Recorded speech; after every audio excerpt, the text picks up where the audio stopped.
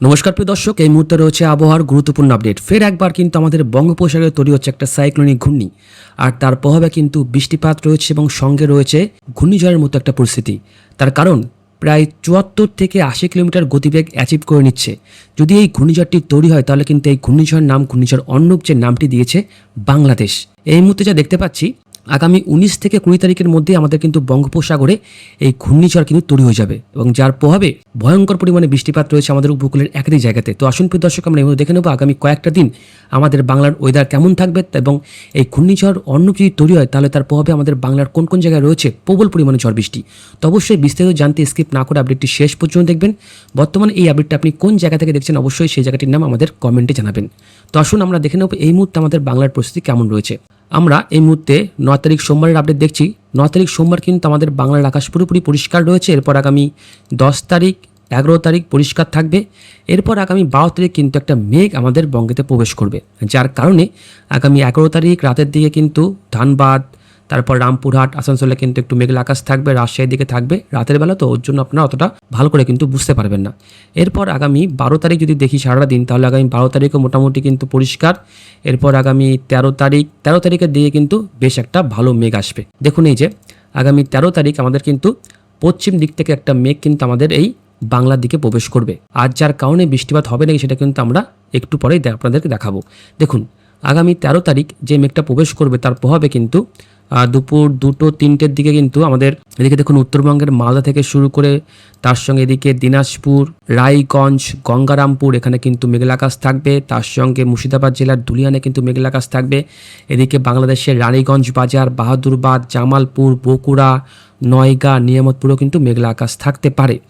এবং এরপর আগামী ১৪ তারিখের দিকে, ১৪ তারিখ সকালবেলা দিয়ে কিন্তু আমাদের কলকাতা সহ এখানে দেখুন শ্রীরামপুর, হাবড়া, বসিরহাট, বনগাঁ, চাকদা, তার সঙ্গে নগরখুড়া, এদিকে নিমতলা, তার সঙ্গে কবরডাঙ্গা, হাবড়া, গুমা, বাদুড়িয়া, খোলাপোতা, তার সঙ্গে Bamungachhi, new Barrackpore, new town, Bidhannagar, Kolkata, বালি, ডোমজুর, তার সঙ্গে তারকেশ্বর, আরামবাগ, এদিকে উলুবেড়িয়া, পাঁশকুড়া, বালিয়াচক, তমলুক, তার সঙ্গে ঝাড়গ্রাম, এদিকে মানবাজার, বিষ্ণুপুর, এইসব জায়গাতে কিন্তু মেঘলা আকাশ থাকতে পারে। তার সঙ্গে বাংলাদেশে যদি দেখি আমরা, বাংলাদেশের খুলনা থেকে শুরু করে এদিকে গোপালগঞ্জ, তার সঙ্গে এখানে বানারীপাড়া, বরিশাল, বাগেরহাট, চালনা, পাইকগাজা, সাতক্ষীরা, মোংলাতে মেঘলা আকাশ থাকছে। এরপর দৌলতপুর থেকে শুরু করে পাবনা, বগুড়া, ফরিদপুর, ঢাকা এবং চুয়াডাঙ্গাতেও কিন্তু মেঘলা আকাশ থাকার প্রবল পরিমাণে সম্ভাবনা থাকছে। এরপর আগামী ১৫ তারিখ কিন্তু ফের আবারও আকাশ পরিষ্কার থাকবে, ১৬ তারিখও পরিষ্কার থাকবে, ১৭ তারিখ, ১৮ তারিখ, ১৯ তারিখের দিকে ফের আবারও কিন্তু মেঘলা আকাশ থাকবে। ১৯ তারিখ কিন্তু সকাল থেকে আমাদের দক্ষিণবঙ্গের উপকূল লাগোয়া জেলাগুলিতে মেঘলা আকাশ থাকবে এবং এদিকে আমাদের বাংলাদেশেরও কিন্তু উপকূল লাগোয়া বিভাগগুলিতে মেঘলা আকাশ থাকবে। চট্টগ্রাম থেকে শুরু করে কক্সবাজার, বরগুনা, বরিশাল, খুলনা, এদিকে আমাদের ক্যানিং থেকে শুরু করে কাকদ্বীপ, সন্দেশখালী, নেজাট, তারপর মিনাখান, জয়নগর, এখানে কিন্তু মেঘলা আকাশ থাকতে পারে। তো আসুন একটু দেখে নেব বৃষ্টিপাত কবে নাগাদ আমাদের বাংলাতে হতে পারে। তারপর আমরা দেখে নেব বঙ্গোপসাগরে যে সাইক্লোনিক ঘূর্ণিঝড়টি তৈরি হচ্ছে তার প্রভাবে কোন কোন জায়গায় ভয়ঙ্কর পরিমাণে বৃষ্টিপাত রয়েছে।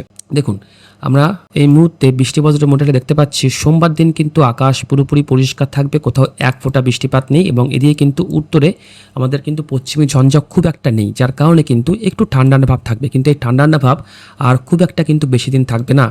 এই মুহূর্তে পশ্চিমী ঝঞ্ঝা তৈরি হলে কি হয়, উত্তরে হাওড়া ঠিকমতো কিন্তু আমাদের বাংলা দিকে আসতে পারে না এবং এই মুহূর্তে কিন্তু ৯ তারিখ খুব একটা পশ্চিমী ঝঞ্ঝা নেই, খুব সামান্য পরিমাণে ছোটোখাটো কিন্তু রয়েছে এবং এইদিকে আগামী ১০ তারিখ, ১১ তারিখের পর কিন্তু আর একটা পশ্চিমী ঝঞ্ঝা তৈরি হবে এবং ১২ থেকে ১৩ তারিখের পর কিন্তু তাপমাত্রা হু করে বাড়বে, আর কিন্তু ঠান্ডা সেভাবে পড়বে না। আর মোটামুটি হাতে ধরে রাখতে পারেন ৩-৪ দিন বা হঠাৎ বা সব থেকে বেশি হলে ৬ দিন, এই কটা দিন কিন্তু ঠান্ডা আমাদের বঙ্গে থাকবে।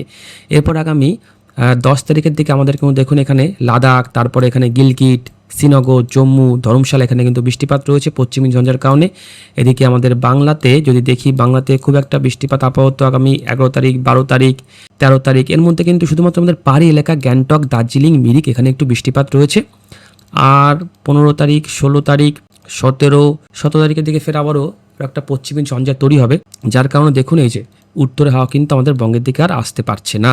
এই উত্তরে হাওয়া যখনই আসতে পারে না তখন কিন্তু আস্তে আস্তে তাপমাত্রা বাড়ে এবং আস্তে আস্তে কিন্তু এই উত্তরে হাওয়া আসাটাও বন্ধ হয়ে যাবে। এরপর কিন্তু এইভাবে বঙ্গোপসাগর থেকে জলীয়বাষ্প প্রবেশ করবে এবং দেখুন আগামী ১৭ তারিখ, ১৮ তারিখ পরিষ্কার রয়েছে, পশ্চিমী ঝঞ্ঝাটা আসছে, তার প্রভাবে আমাদের উত্তর ভারতে বৃষ্টিপাত হবে। এদিকে দিল্লি, তার সঙ্গে এখানে উত্তরপ্রদেশের দিকেও হালকা পাতলা কিন্তু বৃষ্টিপাত রয়েছে এবং আগামী 18 তারিখ গ্যাংটক দার্জিলিংয়ে বৃষ্টিপাত রয়েছে। এরপর আগামী 19 তারিখের দিকে খুব সামান্য পরিমাণে কিন্তু একটু বিহারের দিকে বৃষ্টিপাত থাকে, বিহারের পাটনাতে। এবং আমাদের বঙ্গে আপাতত বৃষ্টিপাত কোনো সিস্টেম কিন্তু দেখতে আমরা পারলাম না। যদি আমরা আরেকটা সিস্টেম দেখি, ECMW এর একটা ইউরোপিয়ান মডেল, এই মডেলটি অনুযায়ীও কিন্তু কোনো বৃষ্টিপাত আপাতত আছে। হ্যাঁ, এই মডেলটি অনুযায়ী কিন্তু বৃষ্টিপাত রয়েছে। যদি আমরা দেখি তাহলে আগামী 17 থেকে আগামী 18 তারিখের মধ্যেই দেখুন এই যে আগামী 19 তারিখ ঠিক রাত 1টার দিকে এই পশ্চিমী ঝঞ্ঝার কারণে কিন্তু আমাদের দেখুন এখানে শিলিগুড়ি থেকে শুরু করে বাগডোগরা, তার সঙ্গে তেঁতুলিয়া, এখানে জলপাইগুড়ি, ময়নাগুড়ি, ধূপগুড়ি, বীরপাড়া, বানারহাট, মাদারিহাট, ফালাকাটা, এখানে কিন্তু বৃষ্টিপাত হতে পারে। তার সঙ্গে এদিকে নকশালবাড়ি থেকে শুরু করে এদিকে ইসলামপুর, তার সঙ্গে কিছুটা বাংলাদেশের পঞ্চগড় এবং বালিয়াডাঙ্গিতেও কিন্তু বৃষ্টিপাত রয়েছে।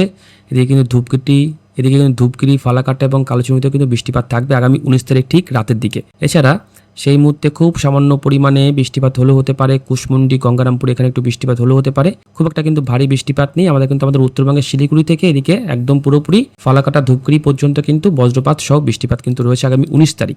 এরপর আগামী 19 তারিখে ঠিক দেখুন ভোর 5টার দিকে আমাদের কিন্তু এদিকে বাংলাদেশের পঞ্চগড় থেকে শুরু করে দেবীগঞ্জ, টিমলা, হাতিবান্ধা, কালীগঞ্জ, নীলফামারী, সৈয়দপুর, তারপরে দিনাজপুর, এখানে লালমনিরহাট এবং নাগেশ্বরীতে কিন্তু বজ্রপাত সহ বৃষ্টিপাত রয়েছে। আমাদের উত্তর দিনাজপুর থেকে শুরু করে দক্ষিণ দিনাজপুরে বৃষ্টিপাত রয়েছে। এদিকে শিলিগুড়ি, জলপাইগুড়ি, ধূপগুড়ি, ফালাকাটা, আলিপুরদুয়ার, মাথাভাঙা, কোচবিহার, তুফানগঞ্জ, তার সঙ্গে এদিকে দিনহাটা, এখানেও কিন্তু বেশ বজ্রপাত সহ বৃষ্টিপাত কিন্তু রয়েছে। আসামের দিকেও কিন্তু বৃষ্টিপাত হবে। বৃষ্টিপাত হওয়ার পরে আগামী 19 তারিখ সকালবেলার দিকে আর খুব একটা ভারী বৃষ্টিপাত নেই, বজ্রপাত সহ বৃষ্টিপাত নেই। আগামী 19 তারিখ ঠিক দুপুরে 1টার দিকে কিন্তু আমাদের সেই মুহূর্তে শিলিগুড়ি, জলপাইগুড়ি, ধূপগুড়ি, ফালাকাটা, আলিপুরদুয়ার, কোচবিহার, মাথাভাঙা, দিনহাটা, এখানেও কিন্তু বৃষ্টিপাত হবে। ইসলামপুরের দিকেও বৃষ্টিপাত হবে। তখন কিন্তু আর বজ্রপাত সহ বৃষ্টিপাত হওয়ার কোনো সম্ভাবনা নেই। এরপর আগামী 20 তারিখ 21 তারিখ থেকে ফের কিন্তু আবার আকাশ পরিষ্কার হয়ে যাবে। তো এবার আসুন আপনাদের দেখাবো আমাদের বঙ্গোপসাগরে একটা সাইক্লোনিক ঘূর্ণি তৈরি হবে। এটা কিন্তু সবথেকে বেশি ইম্পর্টেন্ট। আগামী 9 তারিখ 10 তারিখ আমাদের বঙ্গোপসাগর পরিষ্কার, আরব সাগর পরিষ্কার। এদিকে আগামী 10 তারিখ 11 তারিখের পরে ছোট ছোট আপনারা ঘূর্ণিঝড় দেখতে পাচ্ছেন। এর প্রভাবে কিন্তু খুব একটা বৃষ্টিপাত নেই। এরপর আগামী 15 থেকে 16 তারিখের পরে কিন্তু আমাদের ঠিক প্রথমত আমাদের এই যে ভারত মহাসাগরে কিন্তু একটা ঘূর্ণিঝড় তৈরি হবে। এই ঘূর্ণিঝড় তৈরি হবে এবং যার কারণে এটা কিন্তু আস্তে আস্তে তার শক্তিটা বাড়াবে। জিপিএস মডেল অনুযায়ী একটা আমেরিকান মডেল, এই মডেলটা অনুযায়ী কিন্তু আগামী 18 তারিখ 19 তারিখের মধ্যে এটা বঙ্গোপসাগরে প্রবেশ করবে। তারপর সেই মুহূর্তে তার সর্বোচ্চ গতিবেগ থাকে প্রায় কিন্তু 70-এর কাছাকাছি এবং এটাই আস্তে আস্তে তার গতিবেগ আরও বাড়িয়ে এখনও পর্যন্ত যে অভিমুখ দেখতে পাচ্ছি এটা কিন্তু আমাদের দক্ষিণ ভারত এবং শ্রীলঙ্কার দিকে থাকতে পারে। এখনও কিন্তু পুরোপুরি শিওর নই, কারণ এর অভিমুখ কিন্তু যখন তখন বদলাতে পারে। এই মুহূর্তে 77, 78, 79, 80 কিন্তু তার স্পিড রয়েছে। তো এই মুহূর্তে অভিমুখ যা দেখাচ্ছে এটা কিন্তু দক্ষিণ ভারত এবং তার সঙ্গে কিন্তু শ্রীলঙ্কার দিকে থাকছে। আগামী 21 তারিখ 22 তারিখের দিকে এটা কিন্তু আস্তে আস্তে উড়িষ্যার দিকেও আসতে পারে। এটা কিন্তু আস্তে আস্তে আমাদের বঙ্গের দিকেও আসতে পারে। এখনও পর্যন্ত পুরোপুরি 100% বলা সম্ভব না। এটা কিন্তু আপনাদের পরবর্তী ভিডিওতে আপনাদেরকে জানিয়ে দেবো এটা কোন দিকে আসতে পারার সম্ভাবনা থাকছে। বেশ ভালো কিন্তু গতিবেগ থাকে, প্রায় 80 থেকে 90 কিলোমিটার কিন্তু গতিবেগ থাকবে এই ঘূর্ণিঝড় অর্ণবের। তো অবশ্যই পরবর্তী ভিডিওতে আপনাদের জানাবো। এবং এই মুহূর্তে কিন্তু যদি এইভাবে ঘূর্ণিঝড়টি তোলে তাহলে কিন্তু ভয়ঙ্করভাবে বৃষ্টিপাত হবে। আমাদের দক্ষিণ ভারত তথা শ্রীলঙ্কাতে কিন্তু বেশ ভয়ঙ্কর বৃষ্টিপাত হতে পারে আগামী 22 থেকে আগামী 23 তারিখের মধ্যে। আর যদি একটু হাওয়া চেঞ্জ হয় তাহলে তো অবশ্যই সেটা আমাদের বাংলার দিকেও কিন্তু আসতে পারে। তো অবশ্যই চোখ রাখবেন। তো আসুন দেখে নিই তাপমাত্রা কোথায় কেমন রয়েছে। সোমবার দিন দেখুন ঠিক সকালবেলা আমাদের কলকাতায় থাকবে 17 ডিগ্রি, বোলপুর থাকবে 16, মালদা থাকবে 15, শিলিগুড়ি আলিপুরদুয়ার থাকবে 15-র মধ্যে এবং বাংলাদেশে রংপুর থাকবে 15, জামালপুর থাকবে 16, ঢাকা 16, ঝালকাঠি 16, চট্টগ্রাম থাকবে 15। এবং এই তাপমাত্রা কিন্তু দুপুর হলে তাপমাত্রা কিন্তু সেই বেড়ে দেখুন প্রায় 30 ডিগ্রি ঘরে চলে আসবে। তো তাপমাত্রা কিন্তু আস্তে আস্তে বাড়ছে। বাঁকুড়া থাকবে 30, পুরুলিয়া থাকবে 29, পাঁশকুড়া থাকবে 30, হলদিয়া 29, বহরমপুর 28 থাকবে, মালদা থাকবে 28, শিলিগুড়ি আলিপুরদুয়ার থাকবে কিন্তু 28 থেকে 29-এর মধ্যে। এবার কিন্তু আস্তে আস্তে আমাদের উত্তরবঙ্গের তাপমাত্রা বাড়বে। মাঝে আমরা দেখেছিলাম যে আমাদের দক্ষিণবঙ্গের তাপমাত্রা বাড়ছিল, সেটা কিন্তু আর ওদিকে কিন্তু উত্তরবঙ্গের তাপমাত্রা খুব একটা বাড়েনি। এবার কিন্তু উত্তরবঙ্গ দক্ষিণবঙ্গ সব জায়গাতে তাপমাত্রা বাড়বে। এরপর আগামী 10 তারিখ সে আবারও কিন্তু সেই 29, 30, 31 ডিগ্রি কিন্তু করে তাপমাত্রা চলে যাবে। তার মানে আরও 1 ডিগ্রি কিন্তু তাপমাত্রা বাড়বে। এবং যদি আমরা এই মাসে 18, 19 তারিখের পরে যাই তাহলে দেখুন তাপমাত্রা বেড়ে হয়ে যাবে কিন্তু প্রায় 35 ডিগ্রি ঘরে।